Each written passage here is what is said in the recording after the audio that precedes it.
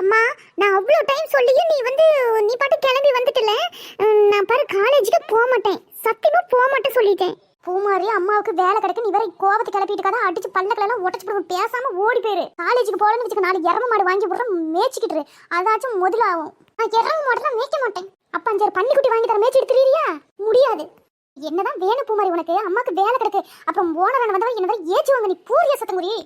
பத்திரக்காளியக்கா, அந்த பிள்ளை தான் பன்னிக்குட்டியும் வேணாங்குது, எரம மாடும் வேணாங்குது. நான் ஒரு ஐடியா கொடுக்கட்டுமா? இவ ஒருத்தி நேரங்காலம் புரியாம ஐடியா கொடுக்குறேன், ஆட்டுக்குட்டியை கொடுக்குறேன்னு சொல்லிக்கிட்டு அந்த பிள்ளை தான் பன்னிக்குட்டியும் வேணாங்குது, எரம மாடும் வேணாங்குது. பேச்சாமட்டுக்கே ஒரு 5 ஆட்டுக்குட்டி வாங்கி கொடுத்துருக்கா, நல்ல பணம். ஏக்கா, நீங்க வேற சத்த சும்மா இருக்கீங்களா? நானே இங்க சீரியஸா பேசிட்டு இருக்கேன். எங்க அம்மா தான் புரிஞ்சுக்காம பண்ணிட்டு இருக்கு. நீங்களாச்சும் கொஞ்சம் எடுத்து சொல்லுங்க. பார்த்தா நீங்களும் கால் பண்ணிட்டு இருக்கீங்களா? பத்மினி ஆண்டி, நெட்டவள்ளி அக்கா தான் எப்ப பாரு லூஸ் மாதிரி பண்ணிட்டு இருப்பாங்க. நீங்களாச்சும் கொஞ்சம் என் நாயத்தை கேளுங்களேன். அவ கிடைக்கிறா எப்ப என்ன பேச்சுன்னு ஏது பேச்சுன்னு தெரியாம எதையோன்னு ஓட்ட பண்ணி வெகி பூந்த மாதிரி லொடலொடலன்னு பேசிட்டு கிடப்பா.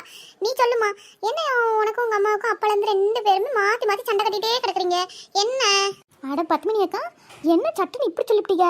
அந்த பிள்ளை முன்னாடி என்ன இன்சல்ட் பண்ணிவிட்டீங்க போக. நீ கொஞ்ச நேரம் வாயை வச்சுக்கிட்டு சும்மா இரு நெட்டவள்ளி. அந்த பிள்ளை எதோ சொல்ல வருது கேட்போம். நீ சொல்லுமா பூமாரி, அவ அப்படியே தான் பேசிட்டுப்பா. சரியம்மா சொல்லு. உன் பஞ்சாயத்து என்ன? பத்மினி அக்கா நல்லா சரியான தீர்ப்பா சொல்லுவாங்க. ஏன்னா அவங்க தான் அடுத்த பஞ்சாயத்து தலைவர். என்னத்தையும் சொல்லம்மா, என்னால நிக்க ஆவலுக்கு அந்த நேரம் உட்காடுறேன். இல்லாண்டி நான் எங்க அம்மா கிட்ட தக்காளி சோறு கேட்டேன். ஆனா எங்க அம்மா லெமன் சோறு கிண்டி வச்சிருக்கு. அது எனக்கு பிடிக்காது. அது கேட்டதுக்கு எங்க அம்மா திட்டிட்டு வேலைக்கு கிளம்பி வந்துருச்சு. நீங்களே இது என்னன்னு கேட்டு சொல்லுங்க இந்த நாயத்தை. அடி பாவி மகளே, இதெல்லாம் ஒரு கம்ப்ளைண்ட் இவ்வளவு தூரம் தூக்கின்னு வந்திருக்காளே, இவளுக்கு என்னன்னு சொல்ல. ஏன் பத்திரக்காளியக்கா, நீங்களும் தான் இருக்கிறத பிள்ளைக்கு பிடிச்ச மாதிரி செஞ்சு கொடுக்க வேண்டியதானே. என்னத்துக்கு லெமன் சோறு செஞ்சு கொடுத்தீங்க? அவதான் பிடிக்கலன்னு சொல்றாள்.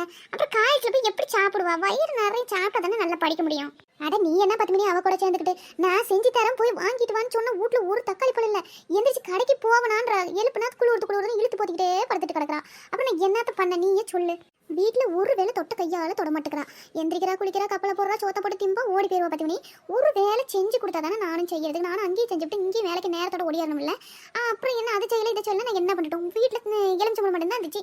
சரின்னு போட்டு கிண்டி வச்சுட்டு நானும் அதை தான் எடுத்துட்டு வந்துக்கிறேன். இவ பிடிக்குன்னு சொல்றவ தக்காளி பழம் வாங்கிட்டு வான்னு சொன்னல, போய் வாங்கிட்டு வரணும் இல்ல. எனக்கு குழுவுறது நான் என்ன பண்ணிட்டோம்? கடைக்கு ஓட்டுமா, வீட்டுல இருக்கிற வேலை செய்யட்டுமா? நீயே சொல்லு 10 மணி. அம்மாடி பூமாரி, அம்மா சொல்றது சரிதானே. நீ கூட மாட ஒரு ஒத்தாசை பண்ணாதானே அம்மா வேலைக்கு வராங்க. உனக்கும் செஞ்சு கொடுத்துட்டு வரணும் இல்ல. நீ ஏன் இப்படி பண்ற? அது இல்ல எங்க பாப்பா குறை ஒருத்தி இருக்கிறாள், அவள்லாம் எழுப்புறதே கிடையாது. அவ அறியா பிள்ளை தூங்கட்டும் அப்படின்னே சொல்றாங்க. என்னையே எழுப்பி கடைக்கு போன்னு வேலைச்சா எனக்கு மட்டும் கோவம் வராதா? நீங்களே சொல்லுங்க. சரி அது கூட விடுங்க. டெய்லி எந்திரிச்சது எங்க அப்பா தான் வாக்கிங் போறாங்கல்ல, கடை பக்கமா தானே போறாங்க. அப்படியே வாங்கிட்டு வந்து சொன்னா வாங்கிட்டு வர மாட்டாங்க. வேணுக்குன்னு என்னையே தான் எழுப்புறது. இது ஒரு பஞ்சாயத்து, இதுக்கு ஒரு தலைவர் வேற. 10 மணி அக்கா சட்டுப்புட்டுன்னு தீர்ப்பு சொல்லிவிட்டு வாங்க. ஓனரன்னு வந்தாங்க, நம்மளுக்கு தீர்ப்பு சொல்லி வேலையை விட்டு துரத்தி விட்டுருவாங்க, பார்த்துக்கிடுங்க. ஆமா பாத்தியா நெட்டவள்ளி. சரிம்மா பூமாரி, நாளைக்குல இருந்து அம்மா உனக்கு பிடிச்ச மாதிரி செஞ்சு சாப்பிட சொல்றேன். இப்ப அதையும் எடுத்துக்கிட்டு நீ காலேஜுக்கு போ. நேரம் ஆயிட்டு பத்தியா, போ. சரிங்க ஆண்டி, நீங்க சொல்றதுனால போறேன், இல்லைன்னா நான் போவே மாட்டேன். அம்மா வாரேன். போயிட்டு வா. ஏக்கா 3 பேரும் என்னதான் அப்படின்னு காலம் காத்தாலும் நாயம் பேச்சுட்டே நின்றுக்கிறீங்க. நானும் அண்ணா வந்து பார்த்துக்கிட்டு இருக்கிறேன். அங்கே உள்ள கரும்பால் காலியாகி போச்சு, கரும்பு எடுத்து மிஷினில் விடுங்கன்னு கத்திட்டு கிடக்குறாங்க. இங்கே காதலை வாங்குறீங்களா இல்லையா? நெட்டவள்ளியாக்கா அங்கே பாரு ஏறிச்சங்குன்னு உட்காந்துக்கிட்டாங்க. டே தம்பி ராஸ்குட்டி, இங்கே ஒரு சின்ன பஞ்சாயத்து ஆகிப்போச்சு பார்த்துக்க. நாங்கள் வேலையை ஆரம்பிச்சிடறோம், நீ போ.